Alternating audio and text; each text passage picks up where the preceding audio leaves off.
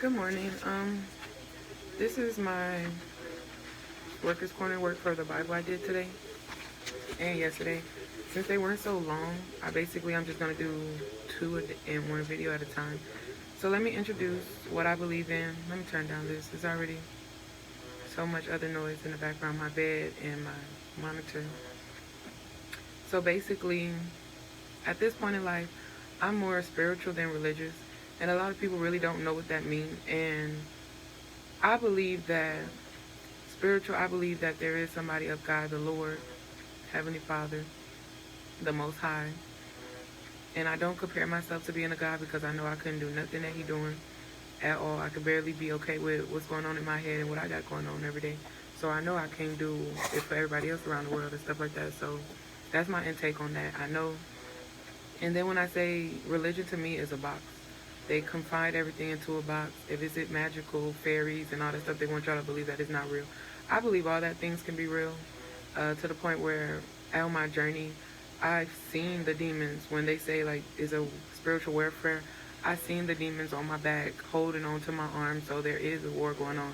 There are demons. I've seen my demon self like trying to attack me, stuff like that. So I have cousins that see ghosts and everything like that, and I believe that God gave me the power to heal, this power to speak, and all that. I'll get into that type of stuff in the future. I did start doing my tarot cards, but as you know, people in the Christian, I grew up a Christian, so everybody in my family was like, that's the devil, that's evil. And I'm like, why would God bring me something to better my life? If you feel like you could put your hand over a Bible and say, God, please open up a page or something that you want me to know or read or anything, why couldn't He tell me the same thing through some cards? So that's how I feel about that. And I just feel like if He wants you to know something, He'll bring it to you. I have times where music will pop up and it'll represent something He wants me to tell. People, strangers will walk up to me, say something that, stuff, little stuff like that, numbers, sequences, all kinds of stuff. So I feel like if He wants you to know, He'll make it, He'll make it possible. So from that, right now, since I do watch my tarot cards, okay, a little bit more. So after I had my son, I was real depressed. It didn't seem like it. I was working and I was just tired and I was fasting at the time. So, once you start fasting and you praying and meditating, God will bring more stuff. Like I was dreaming and all kinds of stuff, like just trying to get me off my butt. And I was down for a couple months and I finally got up and it felt so good. I manifest me having my son because like they said now I won't be able to have a kid, or it's possible that I won't be able to have a kid. So basically one night I just prayed and put my hands over my stomach and asked God to help me have a baby, and that's my root chakra. So yes, I do balancing chakras. I do chakra healing and stuff like that. So if you ever wanted to know more about that, just inbox me or something and I'll be able to help you guys with that. Because your foundation, basically, if you're still like, there's kids raising kids, and if you never fix your foundation, how could you do anything or stand strong and do whatever you have to do in this world? So basically, God basically showed me that I was hurt, showed me how I was hurt, why I was hurt, and who was hurting me. And then He showed me the people who didn't appreciate me. So through those months, He was just showing me everything that I needed to be able to be ready for this. Because at the time, I didn't know I was sick. I just knew like, oh, I'm so tired. I'm working all these jobs. I'm not eating. And you have to be careful when you do this detox, because I was doing yoga and it's like stand up and I passed out. So you have to be very careful. If you get up, go very slow. If you get dizzy, go back down. Like, know your body and know how it feels to do that type of stuff. And praying to Him and meditating, that's praying to Him. Clearing your head, getting your head right. He will get everything if you ask for it. If you get down and you ask and help you, He will teach you how to balance your chakra. He will help you to show you how you hurt, how you broken, and everything to fix your foundation. How could you build an empire or a kingdom or anything if your foundation is broken? So basically, in my first couple months, He was showing me that I was broke. He was showing me that I was bigger and better than this, that I didn't have to sit around and be on my bed and miserable. I was on the couch at the time. I did have an apartment, but I didn't have no bed or anything. So I was staying at my sister's house for a while, and I would just come home from work. Didn't have no energy to do anything because I wasn't really eating anything or doing anything but working. And I was a licensed cosmetologist, so I was on my feet 8 hours a day. Before I got my call center job, I was a cosmetologist.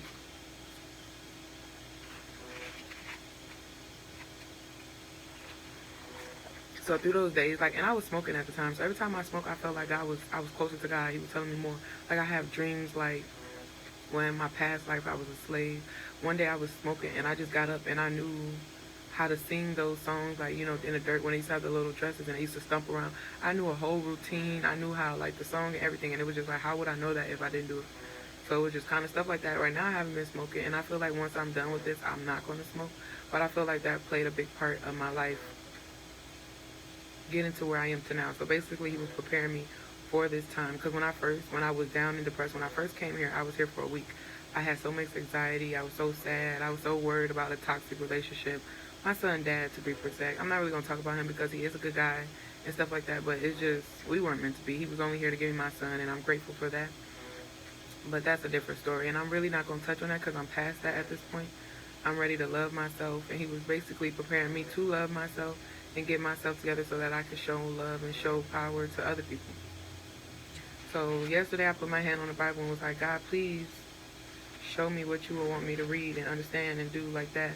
So basically when I read it myself in the Bible, I wrote down all the words that I did not know, and I wrote down what, like, easier words, like what they meant on the other side. And then I went through each verse at a time. It basically wrote it like so that you guys can understand what he was saying. So the first one was Psalms chapter 10, verse 1 through 14. And it says, Lord, why hide in the time of trouble? The wicked in his pride are treating the poor unfairly and tricking them. The Lord regrets the greedy and the prideful people. The wicked in the pride in his face expression will not seek God and don't think about God. His sorrows are fair above his sight. For all his enemies, he puffed at them like, huh. What hate on his heart shall not be moved and never be misfortune. His mouth full of cursing, tricks, and fraud. Under his tongue is mischief and pride. Hiding in poor places, killing innocent people, and secretly only the poor. He's secretly hiding, waiting to catch the poor people and draw into his net. He sits in wait and modest that the poor will fall by the strong ones. He said God forgotten and hides his face and will never see it. He wants the Lord to rise and lift up his hand, and don't forget the humble people. The wicked will hate, for the Lord will not the Lord will not repay. The mischief won't get repayment on, and only the helpers of the fatherless. Break the arm of the wicked and evil man. Seek out wickedness until you found none. The Lord, his king forever and ever. Hate will get kicked out his land. So basically, this is basically the first Psalms chapter 10, 1 through 14 is basically telling me, like, he sees that the only victims that they're doing are the weak and the poor and the people. They're tricking them and, not being kind. And basically God is like, I see the humble. I see the people that's caring for the fatherless and helping, and he's going to repay them. And the people that's been wicked, he's not going to repay. Oh, there's more of that. Lord hasn't heard the desire of the humble and will prepare their heart and will curse thine ear to hear. Will cause thy ear to hear. The judge of the father and to judge the fatherless and the oppressed, that the man of the earth may not more oppress. So basically, that's just like, yeah, the people he's gonna show you guys and let y'all hear and see what's going on, and he's going to stop the oppressors, basically. And then today he opened up Psalms chapter 6 and 7, Psalm 6 1 through 10, chapter 7 1 through 17, and basically chapter 6 1 through 10. He's saying he's sorry, and I'm sorry, not God, but I'm sorry, and I'm praying to the Lord to save me. And then chapter 7, 1 through 17, he's saying that the Lord is ready to punish the wicked and they're digging their own grave already on their own, and just keep praising him. So that's what I got for today. So basically, that's how I started. I started realizing and praying and seeing the wicked people around me. God was showing me and taking people out of my life that didn't need to be there, showing me family, friends, and showing me like who was around for good and who wasn't around. So that's when he said they will open your eyes and your ears to see. He was letting me listen. So people will be talking and I could hear like the craziness that they were saying, like, oh wow, you really don't have your best interest for me, like craziness that people were saying to me. So basically that was him showing me who was ungrateful for me being around and stuff like that. And this is because I kept praying to him and asking him for help. Pray and you will receive. And that's when you'll learn how to manifest your life. Get what you want to get as long as your heart is willing and you're not wicked. So basically he had to show me my own wicked ways. He showed me my demons. I used to have nightmares and dreams and all day long, like, regretting stuff that I've done and everything. He was showing me what I was hurt about, why I was hurt, and how I got there. And basically, he's rebuilding me to become a better me. So basically, he opened up this to show me, like, you found your evil in yourself. You found, like, what was keeping you down, keeping you from being great. So now I'm fixing all that. I'm still fixing. That's why this is a journey. This is something that's not just one day process. I've been doing the same thing for 23 years. How do you think it's going to be easy for me to just switch, flip, and say, oh, it's fixed? Brought different guys into my life, showing me, like, oh, I'm greater than what I was allowing and letting other people treat me as. And it was just like, now I see. He was giving me the ability to see and hear and think straight. And then basically, yeah, I kept praying, meditating, praying, and it's all praying to God. And once he know your true heart, he will give you what you want. And saying all the people that can't catch on and don't want to be great, don't want to pray, or don't want to get out the misery, he already has a plan for them. They won't be repaid and everything from that. So he's just telling me at this point, okay, you have to remember, tarot they say you're not supposed to do tarot because it tells you a little too much. And I used to sit there and watch and thinking like, oh yeah, this is coming, oh this is coming, oh it's coming tomorrow. But it's not. Spiritual world and the real world have two different times. So if they're telling you this is going to happen, you have the ability to change that outcome. So you can't just be like, oh yeah, he said this about, but if you do something different, that's not going to happen. And then it's like, it takes more than time. So they say he and she is going to come for you and will be with you, your lover, or this and that. It takes time because they have to go through their process and their healing people and their karmic relationships just to learn a lesson to be ready for you. I've been through people, even if it was not a relationship, God put me in a position to learn somebody so that I'm ready to prepare myself for who and what I'm here for. God showed me what I'm here for. I'm here to help people around me understand that there's more to life than this box. That's why I don't want to be religious, because they put us in a box to fight against each other. And I want to unite as a people. And when I say unite as a people, yeah, at first it was just like black people. Yeah, I want my black people to come because we don't have nothing. We don't have nobody helping us. But when I talked to this other guy I was talking to, he's my best friend right now. We was in a relationship for like 3 years and we broke up. It's been 3 years since, but he recently came back into my life. And he's not the only one, but he's the second guy I promised that once I got into the hospital, I'll read my Bible more and get on that. So yeah, so basically day 1 and day 2, this is just to realize that, okay, there is wicked in others and yourself.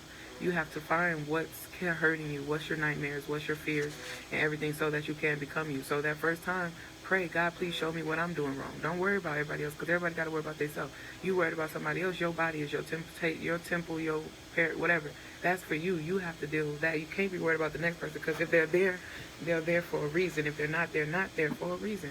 And then I had to get to the point where I can't make somebody want to be around me. I know how great I am. I learned my worth, my value. And if they don't understand it and don't want to be there, I can't force them. So he had to show me, like, I was alone. Even my son was gone, because my doctors at one point was showing me, like, because I told my son that I wanted to have my son so that I can always have somebody to love me. And that's still a different kind of love. So it's like, he showed me that I had to be alone so that I could love myself. I could be happy with myself. This state that I am beautiful. At first, I wouldn't even want to be on this camera because I thought I was ugly and all this other stuff. So he showed me my value. He showed me to love myself, accept myself, my flaws and all. Everybody called me weird, and I love it. I love being different from everybody else, because I believe everybody wants the same thing. Everybody want to do the same thing, but everybody fighting and killing instead of working together. So I believe I'm here to get everybody to be a community and build upon each other. But that do take time, and I'm still working on myself. I can't get somebody else to do something that I can't do. So first 2 verses are basically call unto God so that he can get the wickedness out of yourself. Pray and keep praying to the Most High, and he will help you. If you keep being wicked and you keep doing all the wrong, you're not going to get repaid. He's not going to bless you. He's not going to give you nothing. So once you get that wickedness out yourself, he will show you that you deserve more, and he will give you more. You just have to understand that. So first things first, on this journey, I do, please, everybody, try to fast. Drink more water. Once you clear your body and your mind, like all the food they're feeding us, processed food, all that stuff is killing us. It's keeping you clogged up, and so that you won't focus on the bigger picture. So yes, those couple months I was fast. I lost a lot of weight. After I had my son, I was 260 pounds. Before I found out I was sick, I was 160 pounds, actually 150 pounds. And basically me fasting and getting my mind right helped me to be the woman I am today. Helped me to stop thinking about all the bad choices that I made. Because people go crazy if they can't fight them demons or get rid of them demons. God helped me. He made me separate myself from the world. People like, you don't come around no more, you don't talk. I never really talked to people. I had like 2, 3 friends. I used to go to my best friend. I stopped going over her house. I stopped talking to her and my family and everything. And then when you go back around and you change yourself, you could tell how living in chaos and all, like at one point when I was first sick, I went over there and it was just me and my little sister, and I could feel her draining me of my energy, pulling me out of my energy. And it was just like he showed me that in physical life, so that I can understand when you go around people that's negative, people, because they be like, yeah, I can be around these people and I don't have to do that. But eventually, as the more I came around, the more I felt them just sucking me back into that old stuff that I used to do. And I got, stuck. Not saying that my family's bad or anything, but once God takes you away from something or pulls you away from something, he's taking you away from that for a reason. So me being strong and stuff is so that I can show my family better at the end. So when I first started fasting, my whole family, I can't stop eating meat. I'll never stop eating meat. I can't do this and that. So I was like, okay, you can't do it, but I know I'm strong enough. I will do it. And now I'm the littlest one. They used to always like, oh, you look like a crackhead. You so skinny, this and that. And this was before I found out I was sick. So I'm like, whatever, kept doing what I'm doing. And not just for, the fasting is not just to lose weight. It's a good way to lose weight. But it was more of a mind clarity type of thing.